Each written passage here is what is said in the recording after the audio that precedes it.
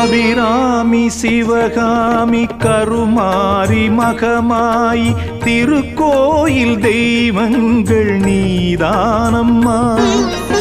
அன்னைக்கு அன்றாடம் அபிஷேகம் அலங்காரம் புரிகின்ற சிறு தொண்டன் நான் தானம்மா. பொருளோடு புகழ் வேண்டும் மகனல்ல தாயே உன் அருள் வேண்டும் எனக்கென்றும் அது போதுமே.